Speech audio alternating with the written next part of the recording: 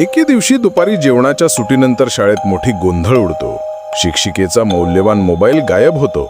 संपूर्ण शाळेत शोधाशोध सुरू होते.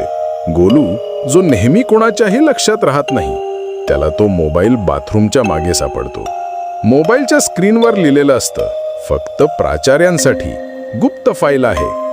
गोलूच्या मनात विचार येतो, जर मी हा मोबाईल परत दिला तर सगळे मला चोर समजतील, आणि जर लपवला तर कोणालाच काही कळणार नाही. पण त्याने निर्णय घेतला. बरोबर गोष्ट नेहमीच बरोबरच असते. गोलू थेट प्राचार्यांच्या ऑफिसमध्ये जातो, मोबाईल परत देतो आणि सगळी खरी गोष्ट सांगतो. दुसऱ्या दिवशी शाळेत अचानक घोषणा होते, एक नवीन शिष्यवृत्ती योजना सुरू झाली आहे आणि पहिला इमानदारी पुरस्कार मिळतो गोलूला. गोलूला केवळ ट्रॉफीच मिळत नाही, तर त्याला शाळेच्या सत्यम शिवम सुंदरम क्लबच्या चेअरमॅन सुद्धा बनवले.